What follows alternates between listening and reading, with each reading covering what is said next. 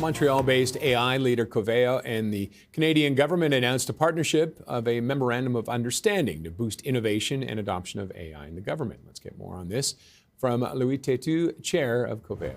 Louis, thank you very much for joining us. Morning, Roger. Tell us a little bit first about the partnership, what we will see with this. Well, I think what the government is very intentional about right now, Roger, is the idea of modernizing the government with technology and AI in particular. There's a significant opportunity to leverage AI technology for Canadians, to help Canadians to self-serve in particular, and help government workers to obtain better information to serve Canadians. And that's a key low-hanging fruit that potentially is $1 billion plus cost savings opportunity for the government, and frankly can give back time to Canadians. And that's what we're going to explore together. Have you worked with government before? Do you think you'll be met with resistance within it? Yeah, well, we work across the world. I mean, Coveo is an internationally recognized leader in applied AI, in applying AI models into secure data. We do 98% of our revenue internationally, and we do work in that context with the government of Australia, with the government of New Zealand, with institutions like the City of New York and others, and of course thousands of international brands and so on. So, in particular, with the Canadian government, we've been a provider of fairly basic search engines. We haven't yet deployed generative AI at full scale and so on. But as I said before, Roger, there's a significant opportunity to explore that and something that can be realized, in our opinion, fairly quickly. How important is it that the government set an example, essentially, when it comes to AI? I think it's really, really important. Minister Solomon, Minister Lightbound, and even Prime Minister Carney are very intentional about their desire to first create a sovereign Canadian AI infrastructure that is industrialized, so that, number two, the Canadian government can gain the efficiencies it should be looking for from that technology. And three, really being a catalyst for the broader adoption of AI within the Canadian economy. And help basically catalyze, that adoption by Canadian businesses as well as institutions. So for all those reasons, we're seeing the government, as I said, being very intentional and moving very quickly around that. And we're certainly pleased that we're able to see together how we can contribute to that.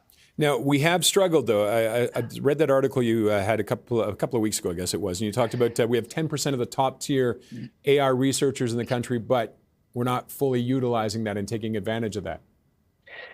That's correct. I think this is the history of Canada, and it's really great news that there's such a reversal of event.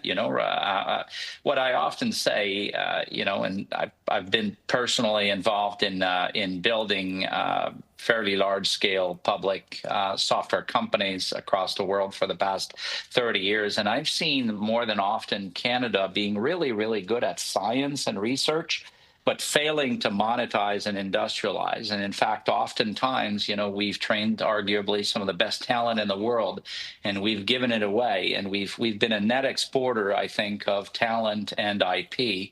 And this was mainly, the observation. I think now there's a definitive, there's a real intent on the part of the government to, really apply AI, industrialize AI in particular, and technology, more broadly into the Canadian economy, to transform the Canadian economy, make it more productive, make it more efficient. Let's face it, we are behind, but there's a clear opportunity. I think it's a real railroad moment, the way I say it, for Canada, and I think the current government, I'm certainly pleased to see the current government being so intentional and moving fairly quickly on that, not only with companies like Coveo, but with Canada's talent and IP and technology companies in general. And so I see that as we see it as very, very positive, and we think it's going to have obviously a very positive impact on companies such as ours. All right, it's Christmas time. What more would you like to see from the government to help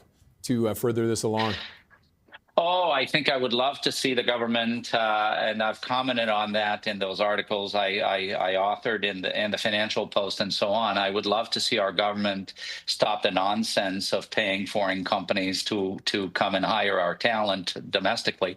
I think foreign companies should pay us to hire the produce of our education and come and establish themselves here, because we need that talent. Fundamentally, AI is not a technology war only. It's going to be an energy war, and it's going to be a talent war.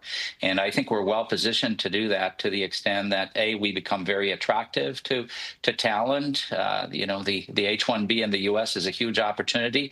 Number two, that we produce more talent, and number three, that we keep it domestically within our government, within our institutions, within our businesses.